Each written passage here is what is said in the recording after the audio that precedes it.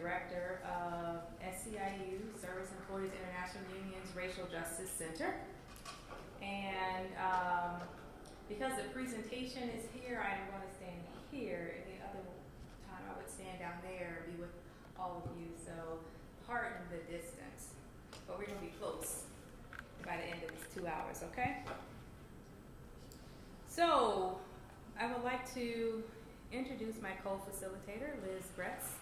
Liz is the Deputy Director of the Racial Justice Center at SEIU, and we brought you here to share with you a pretty exciting research study on race and class. There are a number of partners. You'll see their logos listed here, Brilliant Corners. Y'all know Cornell Belcher, pollster here in DC, Lake Research Partners, author of Dog Whistle Politics, Ian Haney Lopez at UC Berkeley, Anat Shankar Osorio, ASO Communication. She's also in the Bay Area. Demos Actions, part of the Demos think tank based in New York City. They also have an office here. And then you see us down at the bottom, SEIU. Hi, welcome. So, small group, we're going to be pretty informal, a lot of information to share, and then we want to spend a good chunk of time just getting to practice and doing some lit reviews and just figuring out how to put this work in motion and utilize it. So, without further ado, let's get a sense of who's in the room. I told you who I was, Liz. Hey, our tech guy. He got me with the sound earlier, some pretty important stuff. Let's start with you. Please tell us your name, sort of who you are, 3 seconds or less. Who you are, where you from, all that good stuff. Okay. Well, hi, everybody. You're going to probably have to speak up a little bit because you don't have a mic. Do we have any portable mics? Okay. Sure. Hi, welcome. Come in. Can you,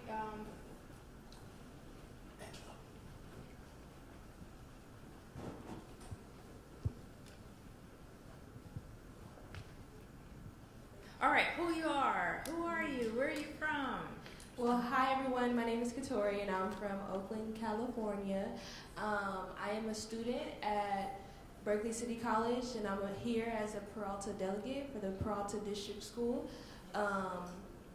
And I'm a business major. I do plan to work in finance, and I want to work in a bank, and I want to work for a Black-owned bank eventually. All right. So, yeah. There's a few of those still remaining here. Thank you and welcome. My name is Montel Floyd. I'm also from the Peralta School District's Merritt College from Oakland, California. My major is social behavioral studies, and I'm here at the CDC to learn more about gun control and more laws so I can help students become a counselor eventually. Okay, great. Thank you. Welcome. How's everybody doing? I'm Andrew Gamara. I'm here also with the Peralta School District. All right, Peralta School District representing. On behalf of Merritt College, as well as the nonprofit organization that I work for, the Gamble Institute Street Scholars, and we're a peer mentoring group for the formerly incarcerated and assistance in, impacted student population. Great, nice. Thank you. Welcome. My name is Richard Garcia, Marine Corps veteran. I'm also with the Peralta District, Oakland, and I'm just looking forward to all these presentations. Great, thank you. Peralta School. Hi, my name is Michael Ramsey. I'm here from Spitfire Strategies. We are a strategic communications firm, and we're in this new environment. We're trying to learn more about how to talk about issues about race and class and social justice. You are in the right place. Good afternoon, welcome. Thank you. Good afternoon. My name is Celeste James. I'm here from Queens in New York, looking to bring back information to Community Board 12 and for our communities through Harvest Community Development Corp. Okay, great. Thank you. Hi, Bilal Kareem from Queens, New York. Vice President of the Southeast Queens Muslim Collective, also Community Board 12 Youth Chair. Welcome. So we're just introducing ourselves and where we're from? Okay. David Stephen. I am local here in Washington, D.C. I'm the communications director for ATU Local 689, which is the union that represents the employees of Metro. All right. Good afternoon, everyone. My name is Ezia Camaro, practicing physician. Currently, I'm from Virginia Beach, but currently live in Florida, so I'm very aware of the dog whistles that go on there. Yeah.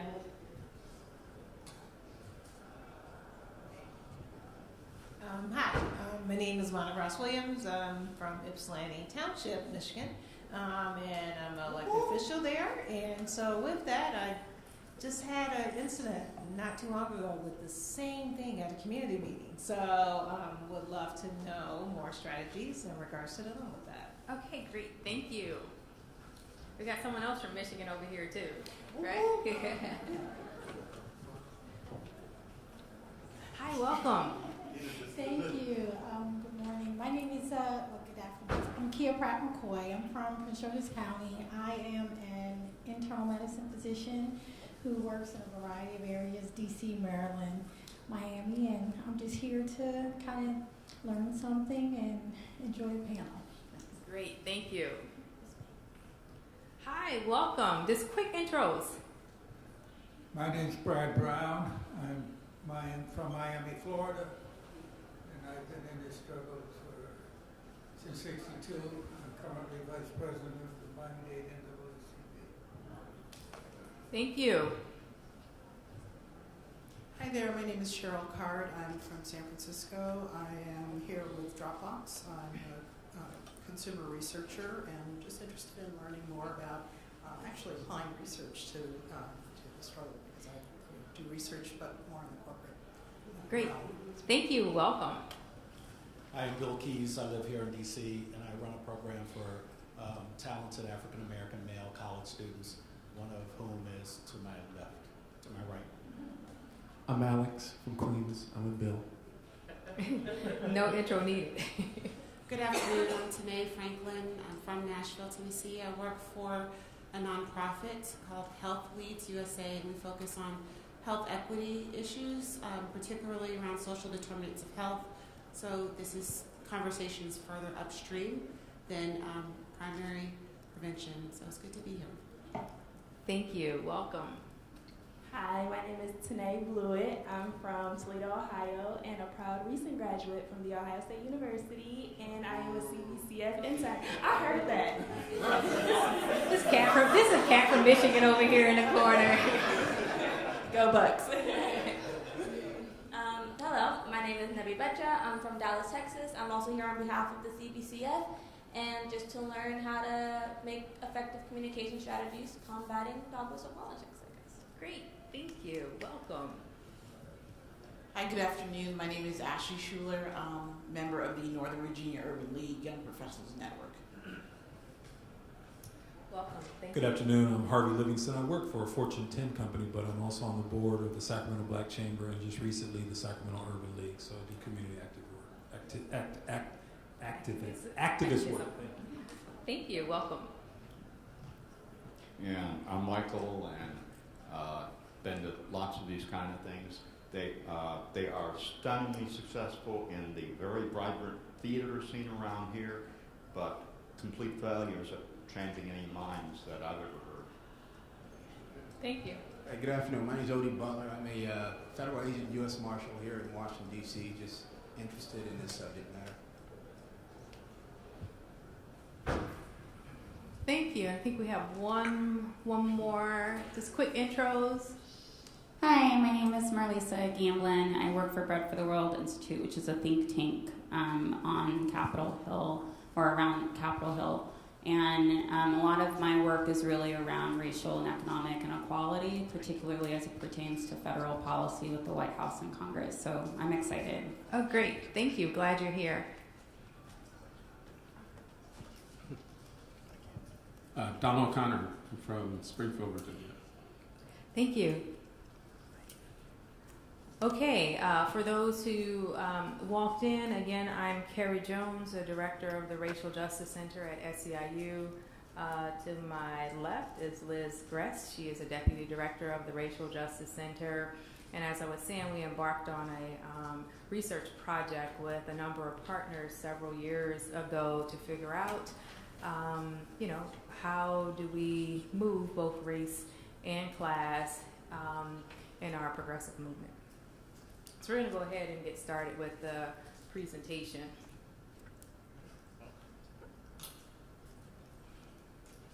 Chief of Tweet, Commander in Tweet.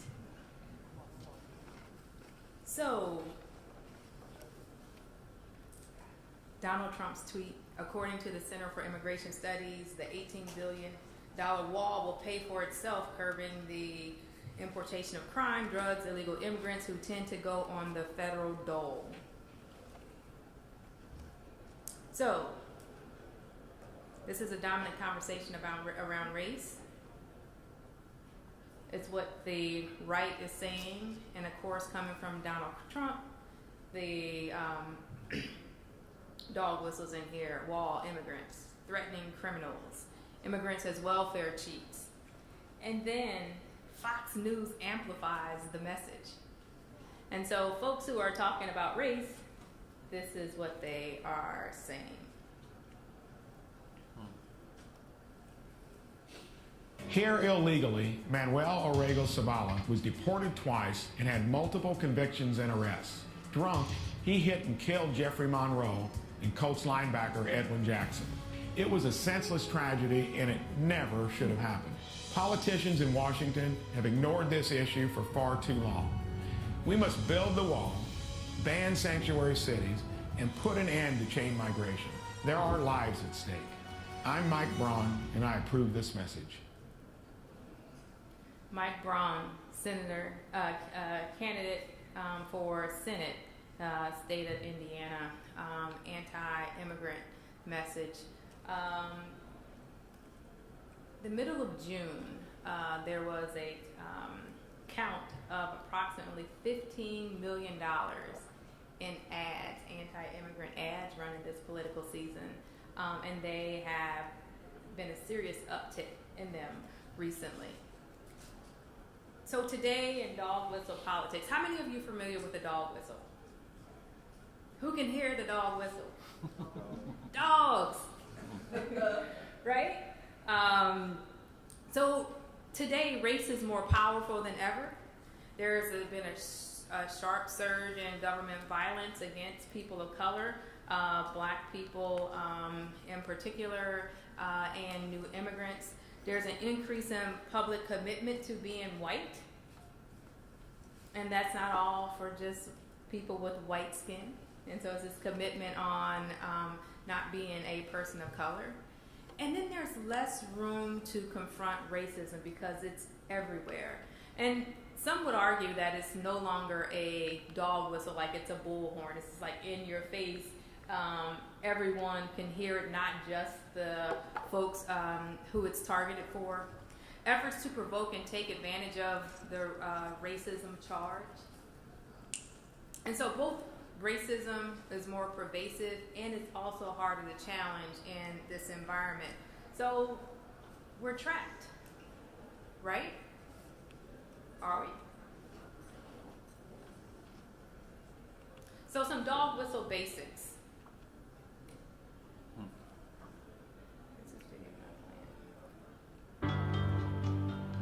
You start out in 1954 by saying nigger, nigger, nigger. By 1968, you can't say nigger, that hurts your backfire, so you say stuff like forced busing, states' rights, and all that stuff. And you're getting so abstract now, you're talking about cutting taxes, and all of these things you're talking about are totally economic things, and the byproduct of them is blacks get hurt worse than white. We want to cut this, and we want is much more abstract than even the busing thing. And a hell of a lot more abstract than never knew. Very offensive, but real. So this was 1958, the beginning of the dog whistle. So tax cuts, disenfranchisement, support for dog whistle politicians funded by the greedy rich.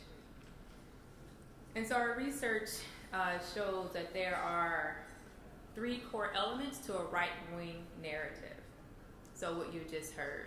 The right talks about race all of the time, connecting race to 2 key concerns, government and the economy. So tying in racial fears with trashing the government. And I do want to just hold up that it's not just the right that trashes the government. Progressives trash the government, trashes the government too, and it does the work for the right.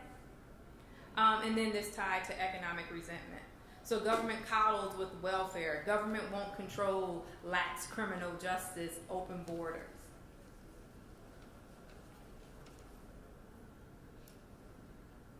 And there are also attitudes about race, inequality, and government are deeply intertwined.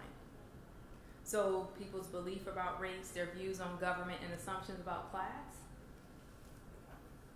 are connected in the same ways that the core elements of the right-wing narrative.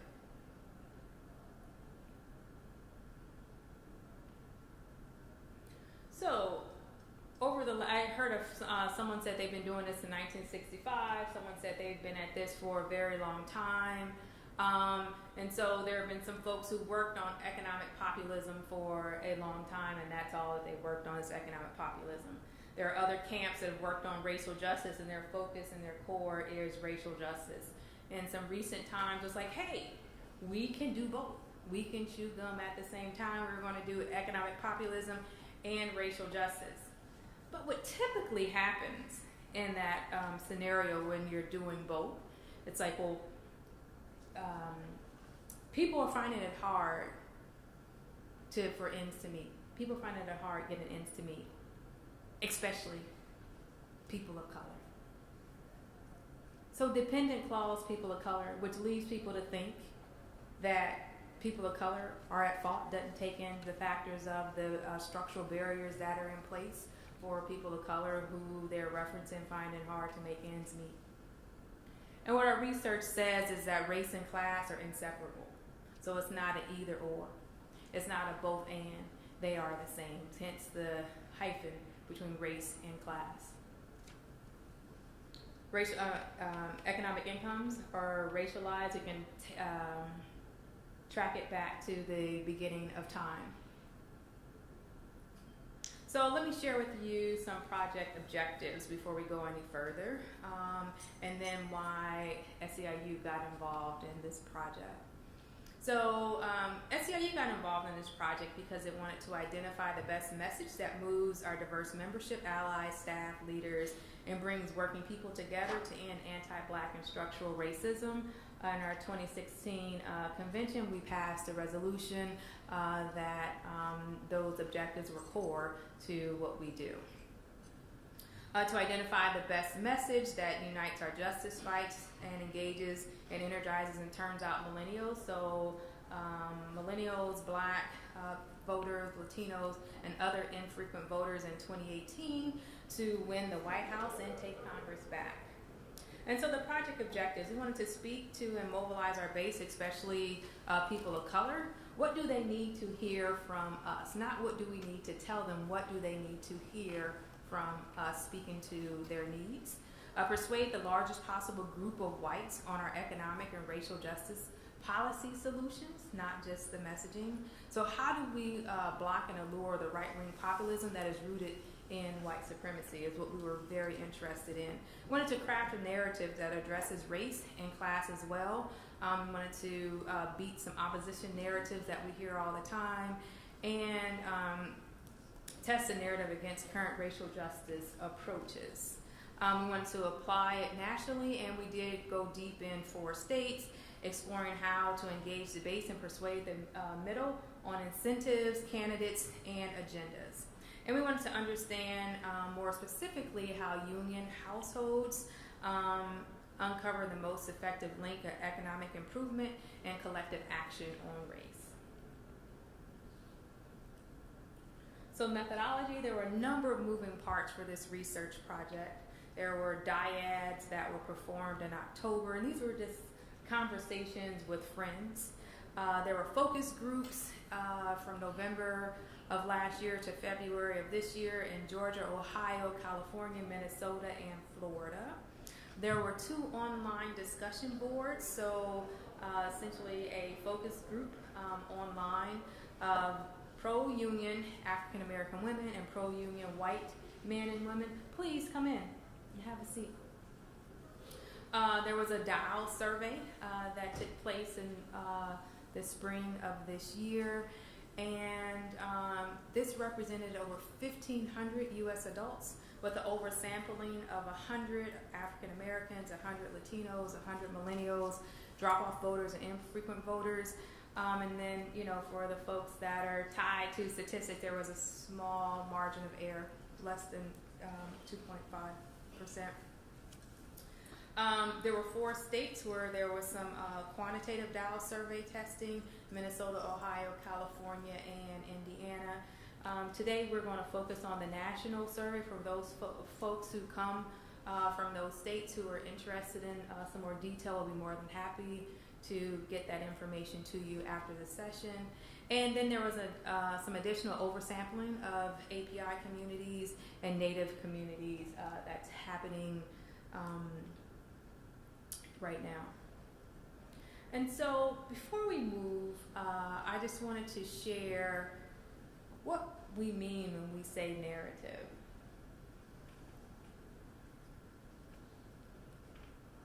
It's a description of a series of events. It's a particular way of explaining and understanding events and the frame through which a story is told. And so a narrative is not one single thing, not one wrap. For our advocates, folks that do canvassing.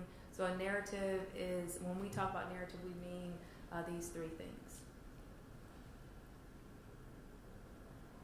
I'm going to share with you a little bit more about the participants or the population for this study.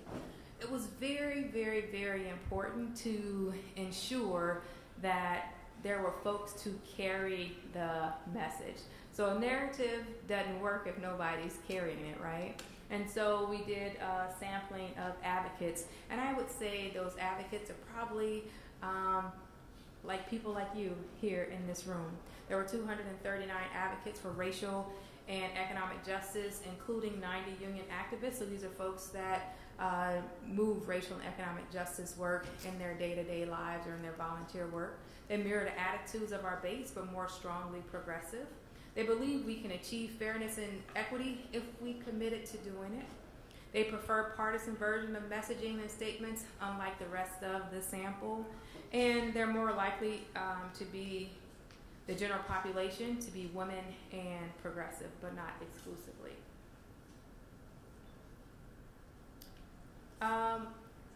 Like I said, there was also an oversampling of union members and union households on racial justice. There were 633 respondents to the study. They were more likely than the general population to live outside of the South, to have voted in 2016, and to identify as Democrat. On economic issues, they are closer to our base. On racial issues, they're closer to the persuadables. And before we get into the base and the persuadables and the opposition, I wanted to share with you that the way this study was conducted is a little different than the way that other studies are conducted or general polling. And so typically, someone is asked, are they a Democrat or a Republican? Who did they vote for in the last election? Here, we ask people a series of value questions. And we assigned these categories of base, persuadables, and opposition based on the answer to those series of value questions. And it wasn't exclusively our base was Democrat and our opposition, was not. It's all across the board. So engaging our base was 23% of the respondents. Again, 23% of the people who were part of the study population, were closer to our values of the study. They don't think enough attention is paid to race, and our values related to race economics, and the government. Strong concerns about the bias towards Black people, Latinos, and Muslims, believe Black people and Latinos face greater economic challenge than whites, favor government creating opportunities, strongly support our policy agenda, and are more likely to be women, African American, Latino, and progressive, but not exclusively. So our persuadable middle. Our persuadable middle, again, are those folks who answer value questions in the middle. They were, some of the questions they were answered close to our base. Others they answered, close to the opposition. So in the middle. So not the middle like we think about, in politics. So 59% of the respondents, nearly half, favor government action, but as many opposed it. So half of them favor it, half opposed. Split on whether too much is paid attention to race or too little is paid attention to race. They're concerned both about racism against people of color and reverse racism. Nearly half see wealth as a product of circumstance, but many see that it is a product of just pulling yourself up by your bootstraps. For this study, they're more likely to be men and under 35. So a little bit more about the persuadables. The persuadables are unclear on whether talking about race is helpful or fruitless, or if it's even harmful. Again, they're in the middle. 65%. This is a split sample display of a split sampled question. Some people were asked, focusing on and talking about race doesn't fix anything, and it even makes things worse. And then another sample focusing on and talking about race is necessary to move us toward greater equality. They were essentially the same. And again, because it was a split sample, these do not add up to 100 for those of you taking notes. Adding it up, taking out your calculator. And so a little bit about the opposition. Activate our worldview, used as an opposition indicator. So why did we include the opposition? For a couple of things. One, does our messaging and narrative work with the opposition? Well, if it does, we might want to change it, right? They're committed to opposition from 18% of the respondents. They think wealthy people achieve success on their own. They oppose our economic and racial justice policy agendas. They hold people of color responsible for their own economic situation. They want government to get out of the way. They believe too much attention is paid to race and racism. And for this sample, respondents were likely to be over 65, white and conservative, but not exclusively. Adverse reactions from opposing indicate that we're engaging real issues and activating our worldview. So it's very important to have the opposition in the sample for our purposes. And in these moments that correspond to greater base enthusiasm. So I think I want to stop here with the background. And Liz, how about you take us through the nuts and the bolts of the research? So kind of towards the end of this process of engaging folks, doing a lot of qualitative work, questioning people about their values and getting a sense of how we wanted to track folks, we put together some messages to test, and we're going to share those. And as Carrie stated earlier, our sort of goal here, or one of our goals, which to be quite honest, we were not sure we were going to meet, was that this message or this narrative would beat the opposition, and it would be just a straight up kind of economic justice message without talking about race. But for us, the importance was that we really wanted to see how far we can take the conversation. So we're going to share some of those messages with you. The first we're going to share is a dial test that we did of an opposition message. So the message that we're battling that's sort of out there in the world every day. And what you'll see in a second is you'll actually see kind of how people acted on the dial test. Are folks familiar with dial tests? Has anyone ever watched like the State of the Union or debates, and you see on the bottom, you see these lines about how people are responding? That's what the dial test is. So it kind of helps you track what people are responding to positively and negatively.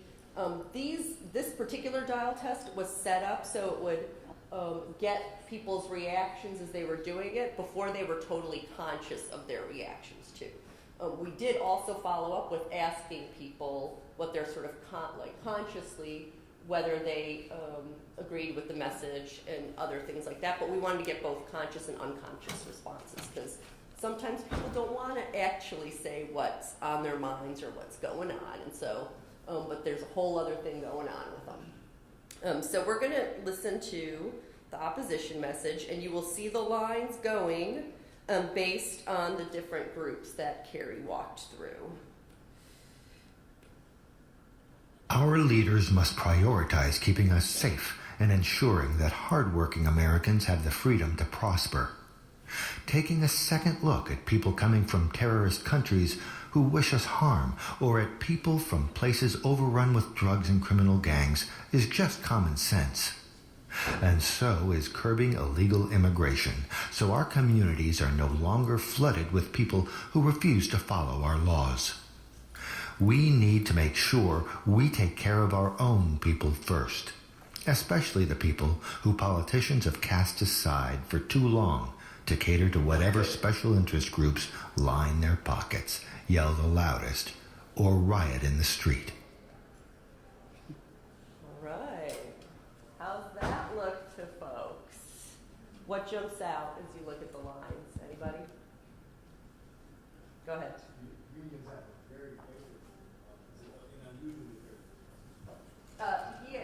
I don't know if I would say unusually as somebody who works in a labor union, but yes. Our members, unions respond to this message, which is unsettling. Go ahead. Advocates are running contrary to the population. Right. So us, the advocates, are absolutely dialing down. But that also means that sometimes we're not understanding that everyone else is actually up there and buying this. Go ahead, over here. Is that the sample size that's next to the? No, that's the percentage of positivity. So the base was 54% positive around this message overall. Yeah. No, the sample size was, for the national sample, it was around 2,000 people with a built-in kind of 2.5% margin of error.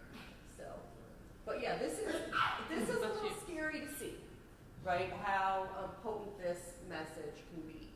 Go ahead. There was one more comment over here. Yeah, if you look at the base, at the beginning of the message, right around the 12 mark, it seemed like that was their highest point of, I guess you could say, assimilation with the masses.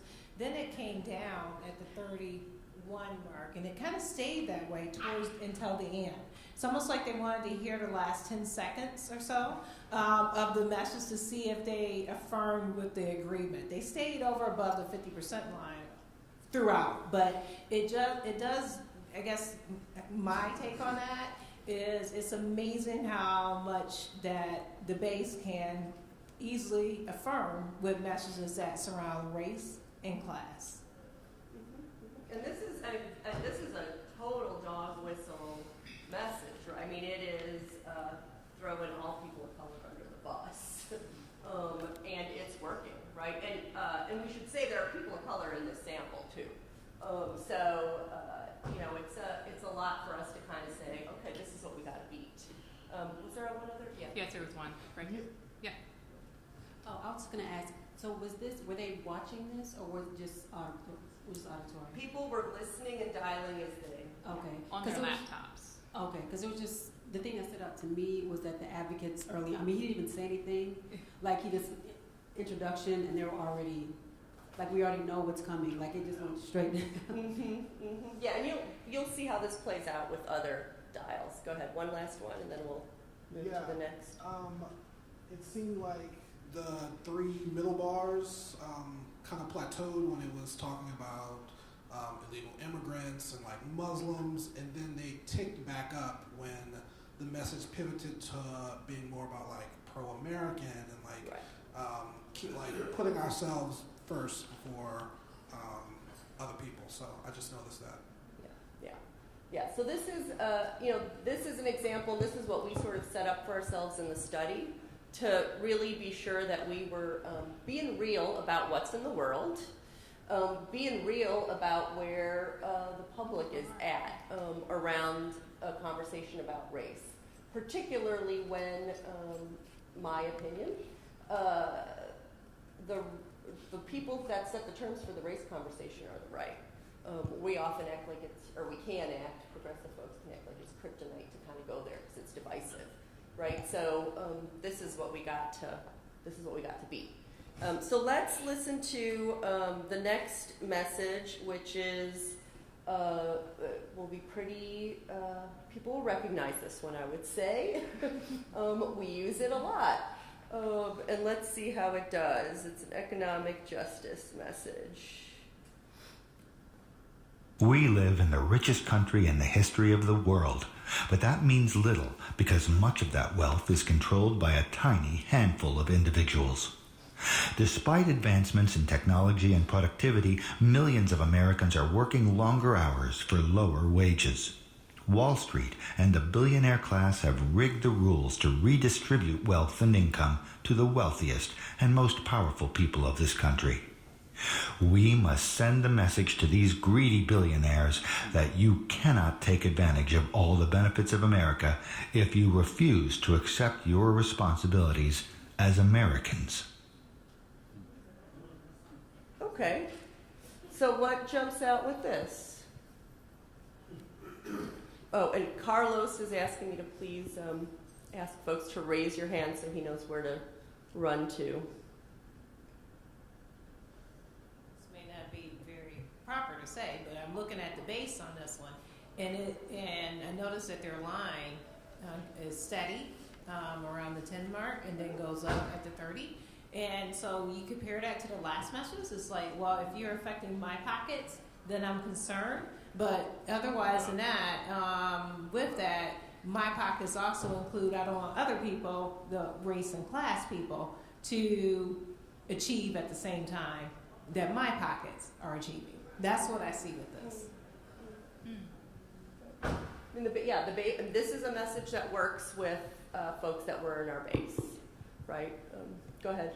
Well, I guess what I see here, especially unlike the last one, is that the opposition really never fell off. They kind of stayed steady at the mid mark, while everyone else seems to be in a similar category there. So it sounds like it's a message that kind of appeals to everyone across the board, even those that are told that they should be offended by a message like that aren't offended because they know what's in their pockets, right? Mm-hmm. Yeah, so this is, it works some with the opposition too, though it's definitely less than 50%. Now, when we get to talking about when we raise race and class, when we talk about who the messenger is, you'll see some interesting dynamics around that.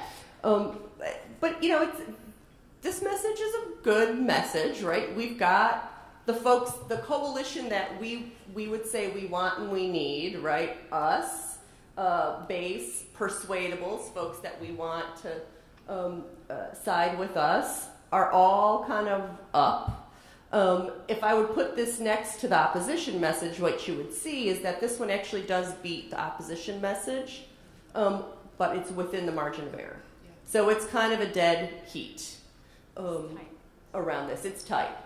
So if you like to gamble, go ahead, go with this one, and see how it turns out. Flip that coin.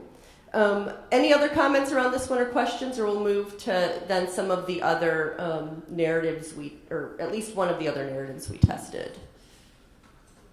Okay, so we set up this message and the opposition message, and we played with a few different ones to try to get the ones that had the strongest appeal with our folks, so that we could then be more rigorous around messages we were testing that actually tie race and class together, and put those both up front. And so that you're going to hear one of the messages that came out very successfully. We actually tested 6 different messages, and people will be able to have access to that because all this information is publicly available. So let's move to a message we call Working People that we tested. No matter where we come from or what our color, most of us work hard for our families. But today, certain politicians and their greedy lobbyists hurt everyone by handing kickbacks to the rich, defunding our schools, and threatening our seniors with cuts to Medicare and Social Security. Then they turn around and point the finger for our hard times at poor families, black people, and new immigrants. We need to join together with people from all walks of life to fight for our future, just like we won better wages, safer workplaces, and civil rights in our past. By joining together, we can elect new leaders who work for all of us, not just the wealthy few. All right, so how's this one look to folks? What do you see? Right over here. As soon as they said black people, Right. Oh yeah, the opposition. Yeah, you tick to immigrants, black people, poor people, and it ticks down. But we want to come together with folks from all walks of life, except the ones we just dialed down on. But I'm curious as to if you would think that the opposition dips and everybody else would come up, but everybody else doesn't come up. Everybody else kind of dips along when you say black people. Let's see. Advocates. What's the blue? Base doesn't dip. I just think it would rise a little bit. Yeah. I would expect, that's what I thought. Yes. Yeah. Well, that actually was a learning from this study around kind of and why it was important for us to sort of organize people the way we did about expectations, because what we learned is you really can't assume where people are at based for our purposes on union membership, on whether they identify as progressive or conservative, Democrat, Independent, Republican. That didn't always line up with their values. You also couldn't assume some of that based on race or gender, for that matter. Go ahead. Can you remind us what was being said when the opposition ticked back up? Oh, when it ticks down at turn around and point the finger at poor families, black people, and new immigrants. And then it starts to tick up when we say we need to join together with people from all walks of life. So as long as it's not specific people, then we're okay with it. It's like all, but not all. Right. Yeah. So that's that piece. But this is so as folks can see, it's a pretty motivating message. Like if you look, the advocate line, the baseline toward the end, they're much higher than they were on the other message. And then you've got persuadables and union households moving up pretty significantly. So let's, these are the 3 messages that we'll share for now. I want to actually walk through some of the things we found as we were testing this. Go ahead. So do you find, since you look at a lot of these, that those sort of utopian messages without any content or guts to them, that are sort of flowery Pledge of Allegiance type things, where we're talking about all Americans, we're going to help everyone, but there's no detail, tend to elicit that rise across all groups? Because the tail end of this message is non-specific, the kind of encouragement language that we offer when we're offering non-offensive conversation, and the classic non-destructive, I want to talk to you about a general thing we're all having without ever speaking to detail. Right? So the front half of the message we get drop off is critical detail about who we're trying to help. Yeah. The second half is, we're all Americans. We're all here to help each other, and the sky's going to be blue today, and it's all wonderful. Yeah. That was not our finding. We actually, and there'll be a couple slides that come up where we did sort of side-by-side examples where all the language was the same, but like one message would talk about race and the other would not. and people would respond much more enthusiastically when you added race. And we'll get to some of what our learnings were, how we sort of, how that played out in the study as we move. So yeah, our recommendation would not be the kumbaya message. Right, so yeah. So let's move, I want to dig in around a few other things we sort of found and dynamics to pay attention to as we try to move this narrative. So first a note on messengers, because what y'all heard were 3 dial tests with a white dude speaking. We actually tested different messengers because we wanted to see how that would play out too. In general, what we found is that for base and persuadables, they are generally more receptive to people of color as messengers, but are okay with anyone. What you find is opposition ticks down when you've got people of color as messengers, and you can see that in these 2 slides where the opposition is lower. And it's the exact same message, But I don't see color. Yeah, but you can hear it. You can hear it. Yeah. So that's just a piece to sort of let people know about on messengers. Here is, we are going to play one other message that we tried. This one is actually, this was the most popular narrative or message we had. Did you have a comment? Yeah, just a quick question. Did you try a female voice? We did. Okay, and what was your finding with that? Women of color did better. Yeah. And we did comparisons around sort of gender. Women are fine as messengers. And really with base and persuadables, women of color are the best messengers. Yeah. Go ahead. Can you say that again? With base and persuadables, women of color are the best messengers. I would also add leaders. We can make a whole list. We can make a whole list of Yes, and we should. Go ahead. I'm wondering if you all tested according to, like, what they thought the racial or ethnic background of the speaker was. So I'm thinking about folks who maybe you might assume might be a particular racial or ethnic background, but there are other folks who are very racially ambiguous where maybe you wouldn't even think about the racial background of that particular person because it's that ambiguous, so it's not kind of at the forefront. Did you all test to see the difference in how people reacted?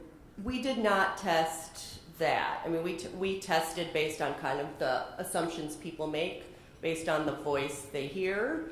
We didn't do caricatures of sort of the white male voice or the black woman's voice. It was all sort of natural, but we didn't sort of look at is there sort of an ambiguous type messenger that might work better. We didn't do that in this study. All right, so let me share this one other one. As I was saying, this is the most popular message. The message before was what we call the most galvanizing message, in that it's the message that the base responds to the most strongly. And so for us that matters because those are the folks that are going to share the message and involve other people in it. This one tends to just be more popular across the board. America's strength comes from our ability to work together, to knit together a landscape of people from different places and of different races into one nation. For this to be a place of freedom for all, we cannot let the greedy few and the politicians they pay for divide us against each other based on what someone looks like, where they come from, or how much money they have. It's time to stand up for each other and come together. It is time for us to pick leaders who reflect the very best of every kind of American. Together, we can make this a place where freedom is for everyone, no exceptions. So this is a little bit more of the sunny world as you were sort of raising, and you can even see that opposition is into this message. And this message, along with the working people message, both beat both the opposition message and the sort of colorblind or race blind economic justice message. These came out over it. Go ahead. I'm curious to know how they responded to that last little piece of dialogue. No exceptions. Did you? Who responded to it? The well, in particular, the opposition. Yeah, I mean, you can see that there's just like They dialed up. a little dip, right? But it's the end of the message. They don't have time to dial down anymore. So that's their last shot at it. Any other questions on this one? So let me just share. As I said, we did. Go ahead. Yeah, I noticed that for the opposition, it dipped down right when it said freedom for all. Mm-hmm. And Yeah. even though this is the positive message that resonated with everyone, it kind of reminds me of like why I think that Hillary Clinton's Stronger Together message was bland and didn't resonate, because even when you say together, even when you say freedom for all, that didn't resonate with the opposition crowd at all. Right. Right. She also had different advocates at the end of this message as well. She had different what? A dip from advocates. Yes. Oh yeah. Yeah. You had because it goes to the dip goes to yeah. We talk about every kind of American, and sometimes as advocates, some of us don't like to admit that. So yeah, you'll see. It's funny. Anytime America is mentioned, advocates take a little like. Go ahead. But your sample group for opposition are 65 mostly, and if I was going from what the data presented at first, they're mostly older, 65-ish, not all. Tend to be, but not mostly. Okay, all right, tend to Yeah. be. So in other words, it swings over to. Right, they're a little. Right. So the opposition is older than the slightly older than the national population, slightly more male. Okay. Yeah. So that's probably why when that particular word about few, or if we give something to the few, We cannot let the greedy few. Yeah, Right. the greedy few. It dipped down because they don't like anything that kind of singles out individuals, even though they want to be singled out at the same time. Well, If that makes sense. and sort of going back to some of the earlier slides, the opposition believes that wealthy people are wealthy because they work harder and they deserve it. Right. Right? Like that. So how That's dare the you call me world greedy? view. Yeah. So sort of making an attack on that is not going to go over well. Go ahead. I'm sorry, I came in late. Yeah, no problem. There was a similar polling done by Celinda Lake.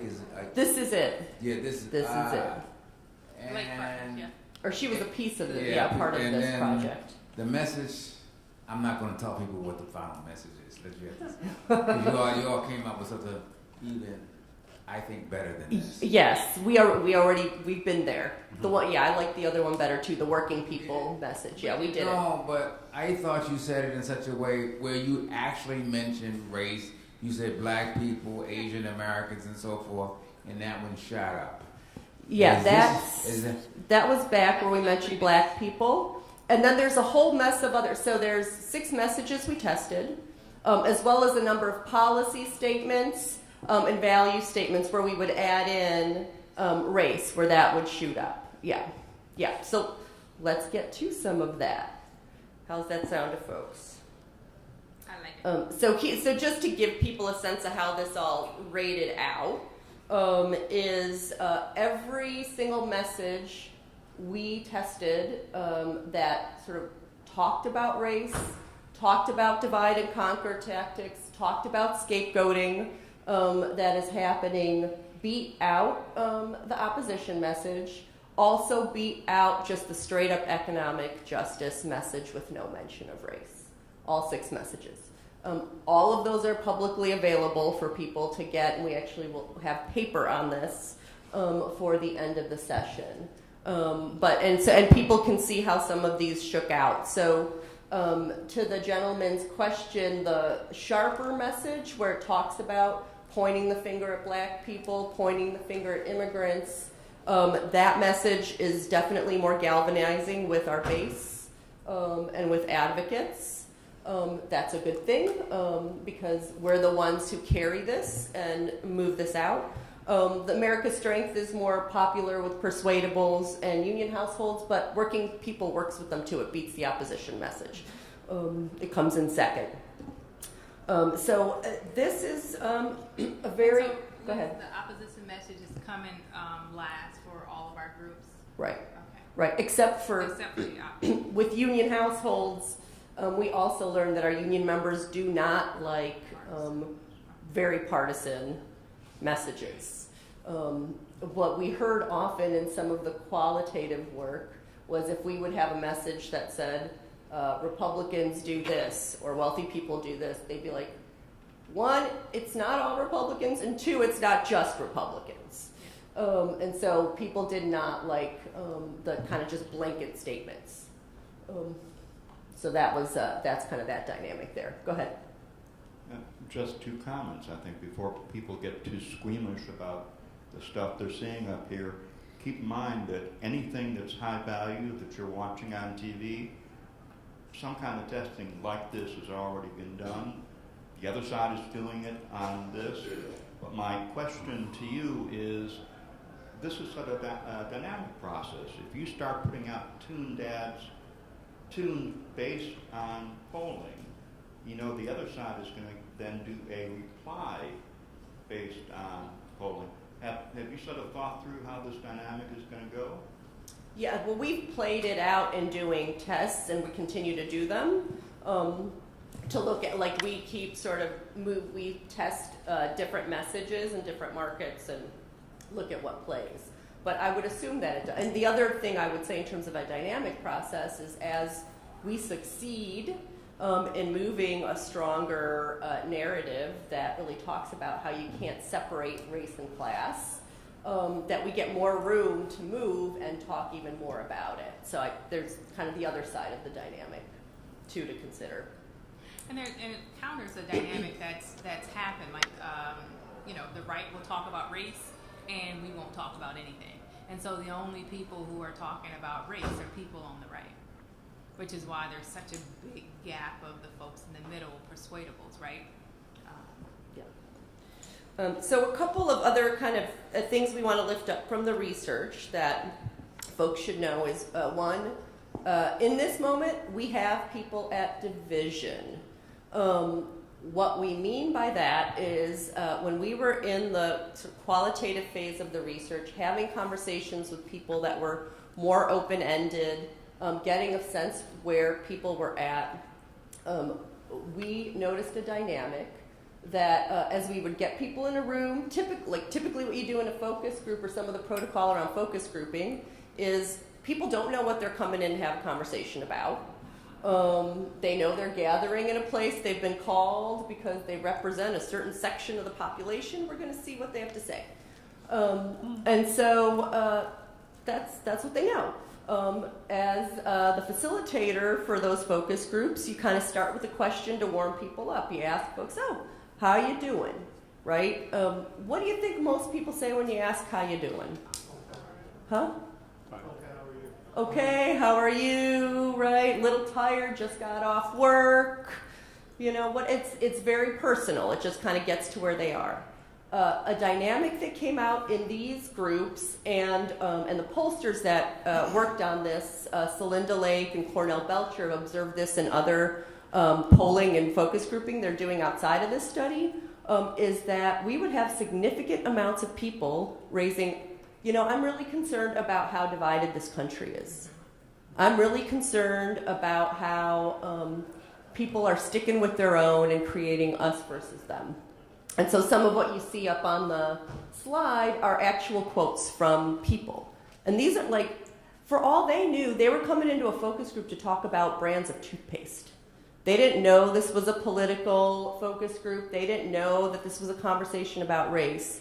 They were raising it. So for us, that was a pretty strong indicator that this is on people's minds. And it's a strong core for us to be able to work with. This is a pretty legit concern that no one has set up for people. They are bringing it up themselves. The other thing that for us in particular, for Carrie and I, as folks in a union, that matters when people raise division is that when people raise a problem that is a collective problem, it calls for a collective solution. You can't solve for divisiveness by yourself, right? You need to work with other people to do it. So we also found that we had greater receptivity to people thinking about coming together. And there's a lot of value to talking about people joining an alliance, working together, coming together across race. People resonate with that and want to see that happen and want to see us talking about it. Because right now what they're seeing is a very divisive rhetoric out there and people not talking about how we come together. And so this is just one example of that, where we saw strong agreement with it. Here's the other, so here's a couple pieces that go to also sort of how it came up when we threw in language with statements next to each other and how bringing in race really helps. We're in a pretty hot moment around immigration issues in this country. We tested around that in this study, and what we found is that when we added in, when we called out that it's racialized, that the immigration debate is about race, we got greater receptivity because people know that's true, right? We're talking about building a wall in the south of the country. It ticked up for us to really call that out and call it out as a divisive tactic. And when you did back-to-back sort of tests, same statement, we need elected leaders who will reject the divide and conquer tactics of their opponents and put the interests of working people first. If you just added something in there, whether white, black, or brown, all of a sudden you ticked up. If you didn't, then you had what you had. So that is a marker to us that we need to be talking about this.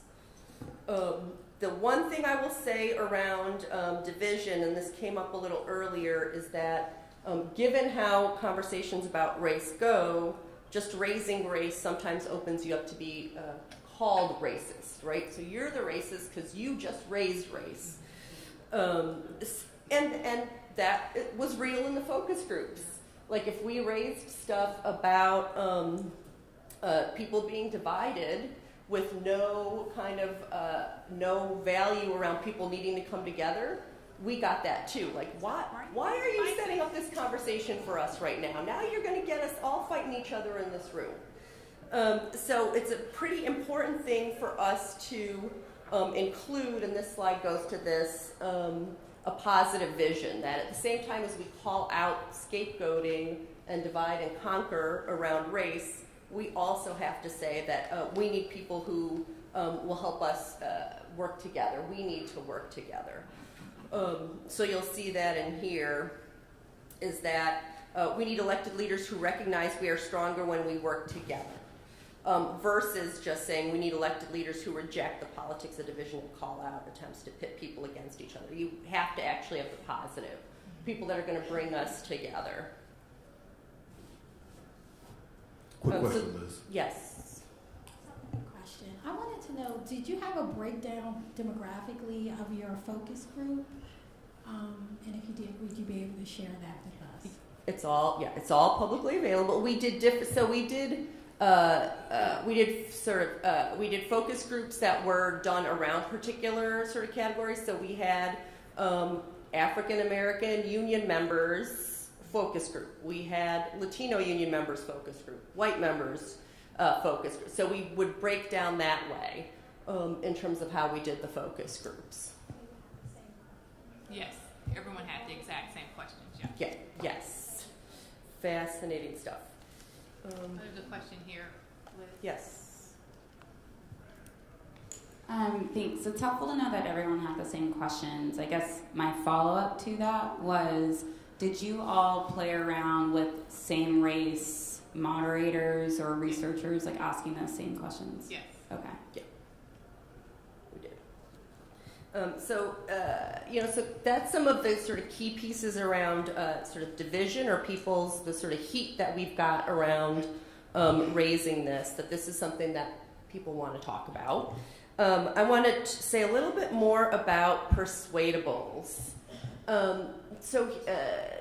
Carrie sort of set this up a little earlier, but the thing for people to understand about persuadables is that it's not like they hold moderate views on race.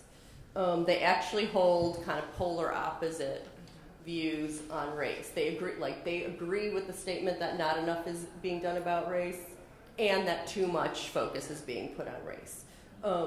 It's similar around economics too, and government. Like, we need more government support. Government needs to get out of our way. One thing that means for us is that we don't need to think about ourselves as needing to convince persuadables. They already have the capacity to have progressive values and will agree with us, but we do need to talk to them. Because if the only thing that they are hearing is the opposition message, which is a dog whistle message, which is a message that says that it's people of color, it's immigrants, it's Muslims that are responsible for all the problems we have in this country, then that's where they're going to go. If they hear the other message, they agree with it. So it really, in many ways, it's an organizing game. And that we have to make sure that there is a counter in the conversation. We don't just cede the ground. And so this is just one example of kind of how that plays out, where they agree with us, but they also don't. They agree with the other side of it. And then here's just one last example, going to the gentleman's point about, and to the point that was raised here, is that you actually do need to raise race. Like, you've got one message that doesn't talk about race at all. It talks about all the things that we all want: investment in education, better jobs, healthcare affordable, da-da-da-da-da. Fine, lovely thing we all want. But if you actually add in mention of race for white, black, and brown people, it improves the favorability of that message, right? People want to hear that. People buy that because we're raising it. So then the other sort of point to raise. Sorry, this is a quick yes, question. Go ahead.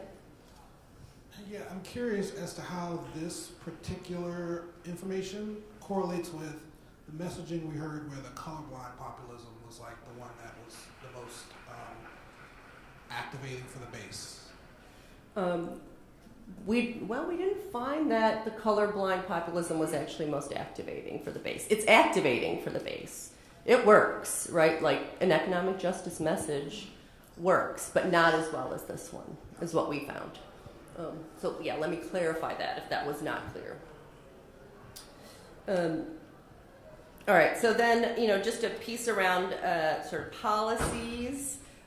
We sort of asked people how they felt around policies prior to engaging in the dial test, and then we asked them after, and we found that, after hearing race class messages, we got greater support towards our policies, whether they have to do explicitly with racial justice or not, right? Though where they do have to do with racial justice, we got favorability as well. So you can see that actually joining together in union gets a big bump out of having a race class message versus just a straight up economic justice message. So then here go the core elements. The right wing has theirs, these go ours. So all the messages that we tested built on these elements here. That there is a explicit call for cross-racial solidarity, for rejecting divide and conquer politics, for rejecting scapegoating, that is tied to that is the way we get to shared prosperity and racial justice. And it is tied to we need to have government, we need to have a democracy that works for all of us, right?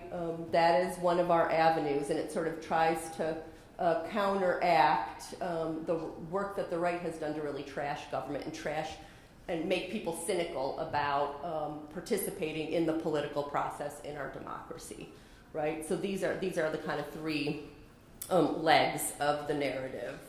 And here's how they kind of break out when you take a look at it with the working people narrative, right? So we raise race overtly, and it includes everyone because whites get played too around this, and whites got work to do on this too. Then we raise that race is used as a divide and conquer strategy, and what comes out of that. And then we have a call to action that people come together. And we, again, go back to needing to have cross-racial solidarity. We also found that bringing up past fights, past victories is really helpful with folks to get over cynicism, because people are like, okay, yes, we have been able to do something before. It may not have been perfect. It may not have been everything we wanted, but we've been able to make changes when we came together before.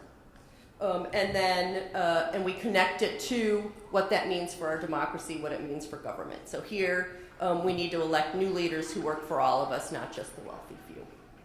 So that's how it kind of looks in action. Couple other things I'm not going to spend a lot of time on this one. We're going to share it though.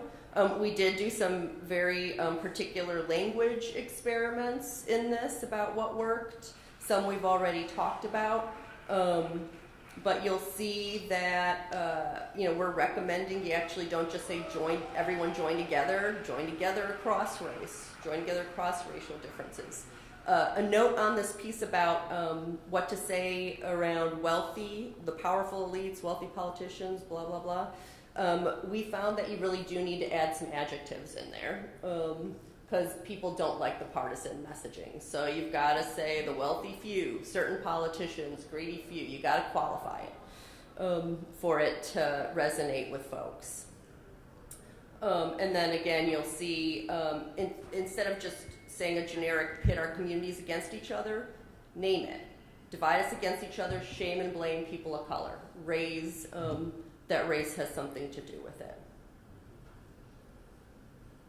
All right, so we're gonna move to some just wrap here Q&A, and then we actually wanted to see if folks are game to look at a couple of pieces we have and tear them apart and see what they would look like if we try this on. So these are just some of this we got to. Persuadables are not moderate. They hold both views. So we can get them if we talk to them.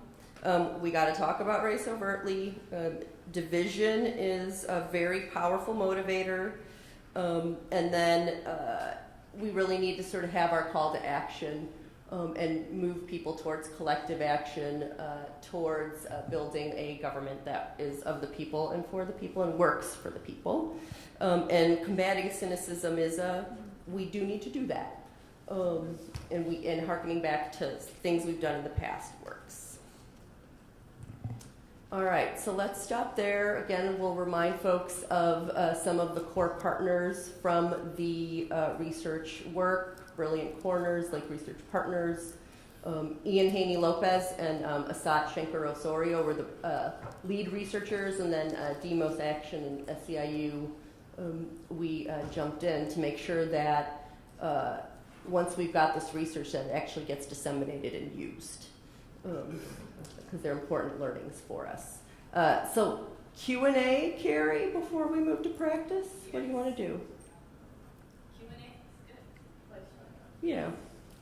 How are we to be so sure that this program here will work for us in the future? When we thought we had it in the past and it didn't work, and now, because our economy is looking bad with a big scope, and we need the African Americans' dollar is very important to the future economy. It sounds like a persuasive to get us all psyched up and fooled again that it will work if we come together when we haven't seen any progress from our past trying to work together. You know, we are at the bottom of the situation. You know, all of our hard work that we did in the past, we don't see any payoff for it. Our children are uneducated. We have no housing for our people. Justice under the law, we're in trouble with that. So how could we be so persuasive? You know, how could you persuade us with a program like this right here and give us the assurance that it's going to work for us? I can't see, I don't understand the program. I'm lost.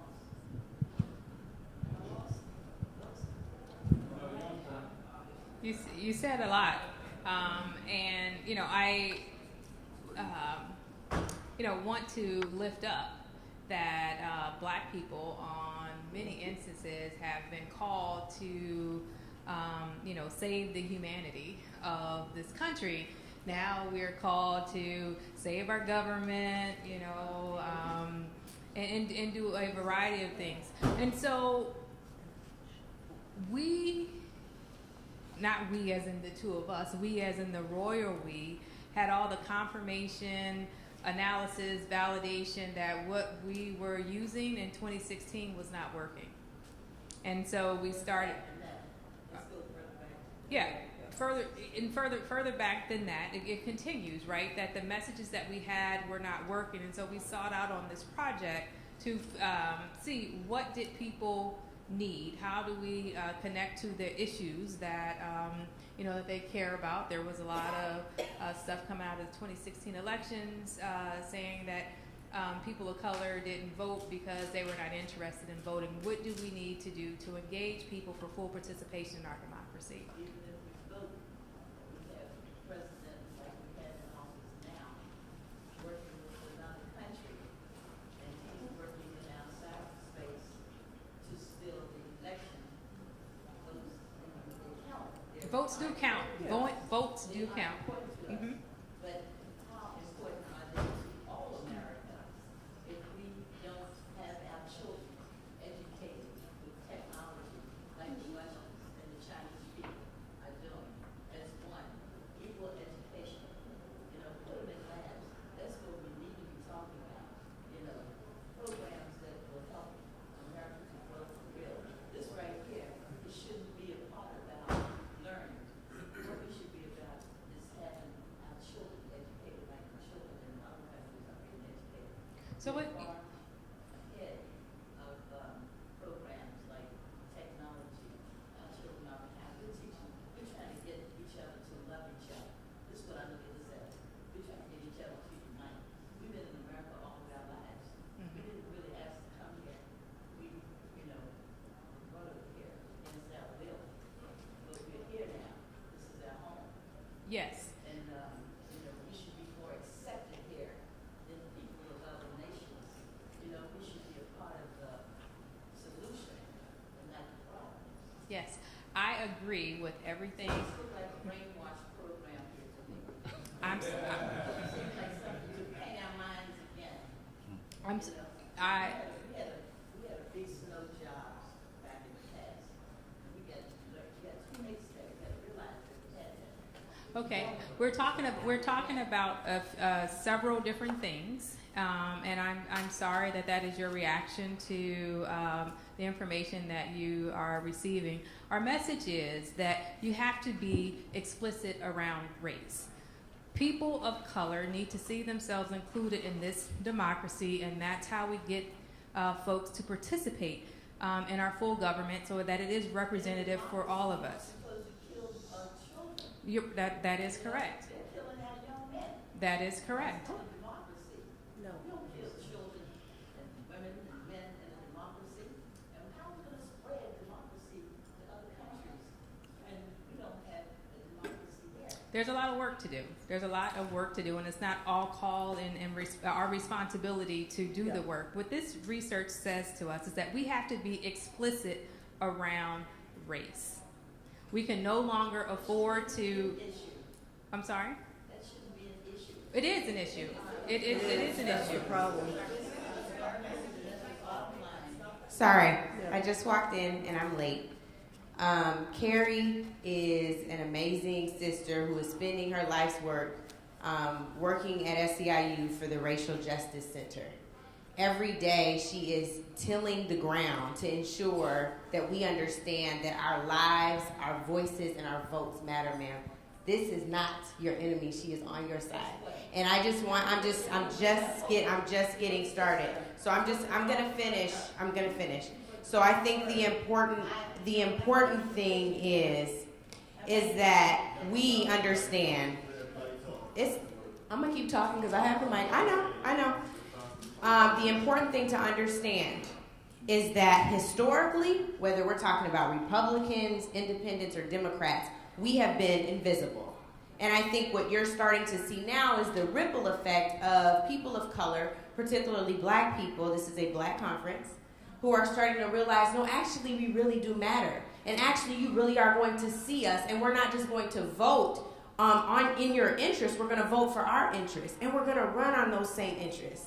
And so what Carrie is talking about today is imperative because it's the same message that Dr. King was trying to tell us all the day before his assassination, which is there is an inherent synergy that exists between oppressed people in this country, whether or not that oppression came from racism, systemic oppression from race, or being poor. And that is the whole point of the race-class narrative. And so I want to give her the floor because it's something that's very important for us to all go home and talk about at our kitchen tables, in our churches, even if we live stream, right? It's an important conversation for us to have online, and we need to understand the facts so that we can be equipped. Does that mean that we shouldn't have an opportunity to vent and really get all the frustration we're experiencing out during this conference?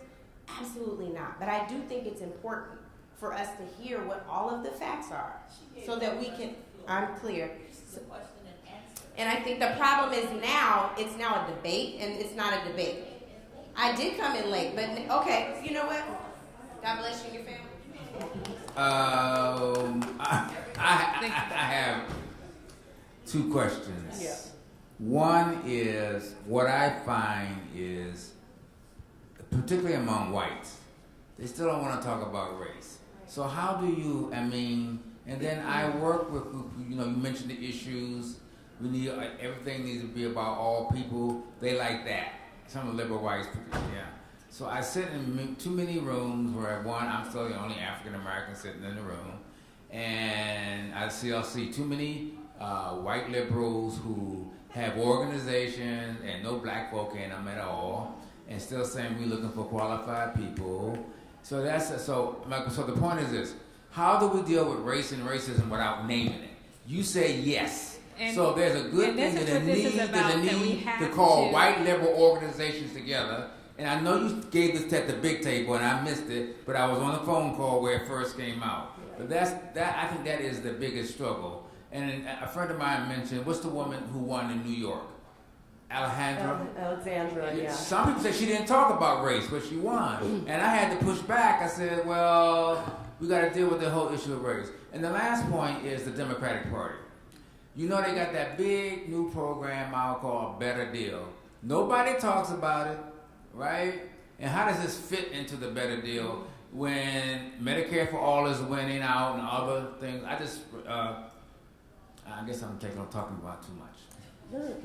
Can I take the one about white liberals? Go ahead. So yes, here is the interesting. A little more. So Carrie talked about why we did the study. There's the why, and then there's the why. Part of the kind of why for us was, how we cannot, as a labor movement, we knew we cannot get away with, talking about race and racial justice when we're talking with our members of color. But then we go to our white members, and it's only about economics. And we don't say jack about race. And we knew that was a problem. A problem for the members of color, but it's also a problem for the white members. Because as we see with the right-wing narrative and with what the right wing's trying to do, they don't care about white working people either. They're playing white working people. So we knew, and in our union, reached a decision that it was imperative that we engage everybody around this, and that white people have to have a stake in this too. And that doesn't mean it's easy, and doesn't mean that people react and say, wait a minute, we can't go and talk to folks about this. What we found in this research is that the white people we talk to that are persuadables and base, they want us talking about race too.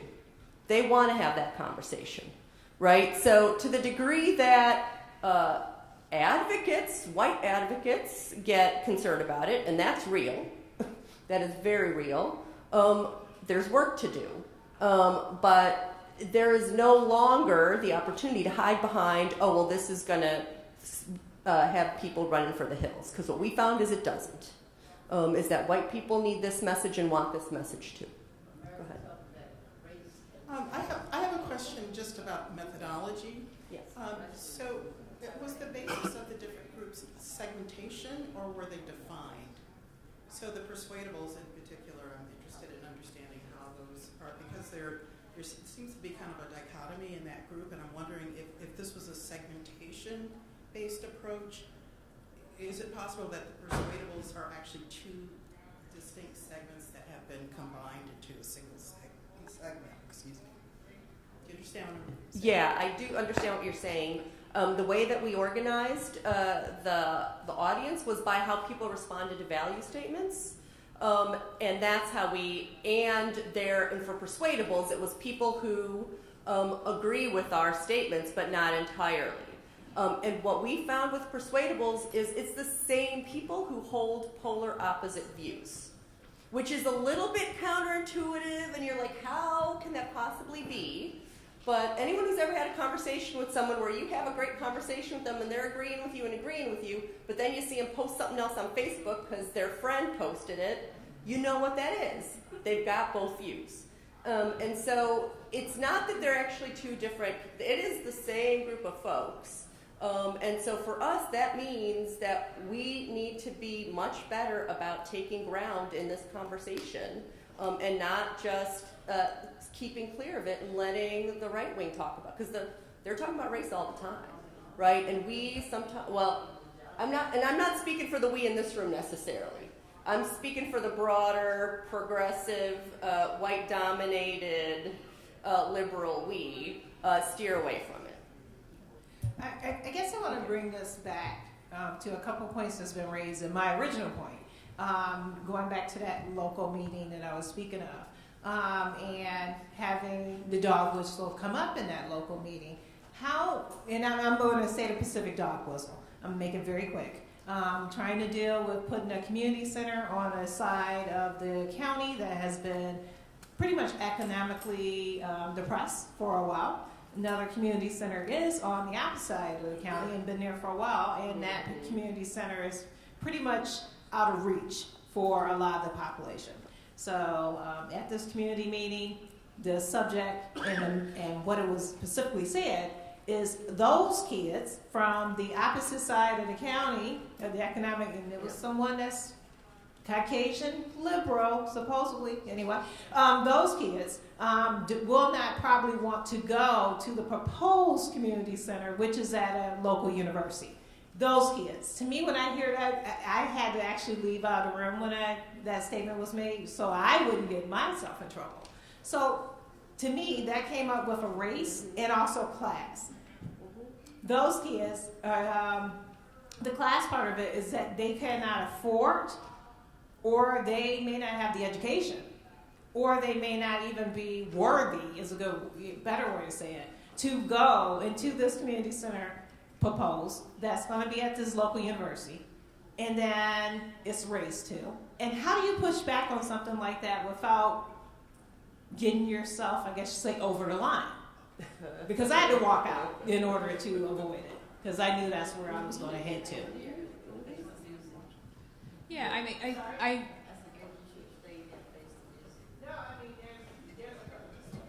so, we don't have to ask for permission anymore to just sort of weigh in, right? So we don't really have the option if we want the world that the world and the future that we say that we want to stay silent, right? And so it's not up to us to engage. And then, I mean, there's tactics on, you know, how do you, you know, help people to have a conversation, which we can, you know, talk about and have some resources for later. But you have to, you know, you just have to weigh in. Yes, there's a question over here. Okay. We'll get the mic this way. Hi. There's hands here. Okay, hi. I think this is an excellent conversation, and it's very emotional because it has to do with our psychological beliefs. And I'm so happy that you guys are holding this here. I guess I'm curious to know if we're looking at where people are now, and I kind of agree with the woman. How can we start to project out what people will be thinking? For example, we might know that now children who are 15 will be voters. How can we start to anticipate, maybe we won't win the next game in the next 4 years, but maybe we can strategize now, and are there any initiatives working for the future where we can be prepared to tackle maybe more open minds instead and just kind of let this particular era go? We're still in the era. We can't let it go. You know, there's still a lot of. So this is not just so the point of being explicit around race and race and class, you know, are inseparable. Is not just for this moment. Right, there are some short-term opportunities to apply in the upcoming 2018 elections and in the work that we are currently doing. And it's longer term. I mean, it has utility and application long term as well. As we think about it from within our organization, I mean, we've made a commitment to do some very significant work, which is really counter to the way that we were formed and or structured. So this has taken us some time, and it will take time, and it's a tool that we are using to advance and engage people in the conversation along the way with our hopes of you know, winning bigger, winning faster, and that there are no casualties along the way, especially predictable casualties, Black people and other people of color. One question. There's a